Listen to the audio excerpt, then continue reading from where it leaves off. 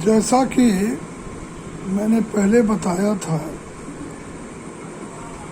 कि कहानी के जो तत्व होते हैं उसका मैंने सामान्य परिचय दिया।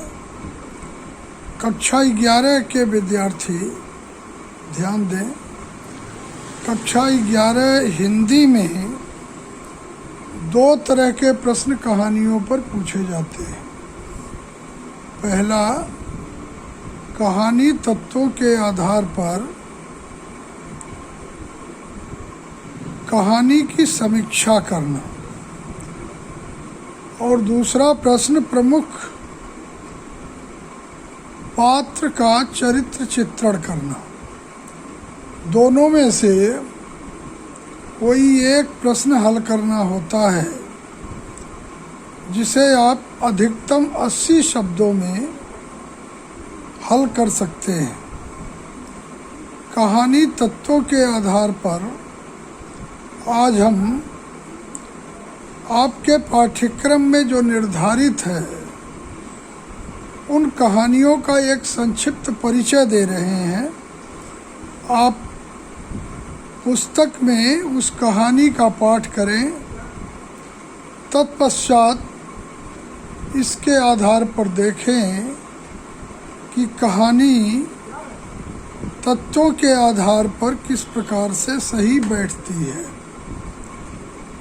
आपके पाठ्यक्रम में बलिदान, आकाशदीप, प्रायश्चित, समय तथा ध्रुव यात्रा 5 कहानियाँ संकलित हैं, किंतु इस वर्ष कोविड-19 के अंतर्गत 30% पाठ्यक्रम कम कर दिए गए, जिनमें हम सबसे पहले बलिदान कहानी का संक्षिप्त परिचय आपके समक्ष प्रस्तुत कर रहे हैं। प्रेमचंद यथार्थवादी कहानीकार हैं। बलिदान कहानी की कथावस्तु सामाजिक है और उसकी नींव आदर्शों पर टिकी है। कहानी का विकास कर्तव्य परायणता एवं आत्मत्याग पर हुआ है। कहानी को कौतूहल युक्त चित्रों से अधिक रोचक बनाया गया है। यह एक जमींदार, ओंकारनाथ तथा किसान गिरधारी की कहानी है, जो नजराना देकर जमीन अपने पास रखने की बात कहता है, लेकिन नजराना 100 रुपये से कम न होने के कारण गिरधारी उदास निराश होकर लौट जाता है। इस कहानी के पात्र सजीव व यथार्थ जगत के हैं। पात्रों के चित्रांकन में लेखक को महारत हासिल है। एक और कर्तव्य परायणता, सत्य आचरण एवं ईमानदारी से युक्त बलिदान कहानी के नायक का चरित्र आदर्श की चरम सीमा पर है, तो दूसरी ओर धन के मोह से स्वयं को नियंत्रित करने वाला विपक्ष है।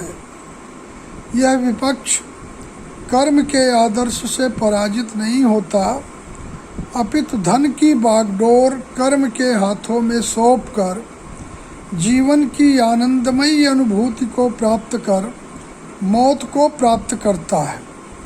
यही उसका बलिदान है।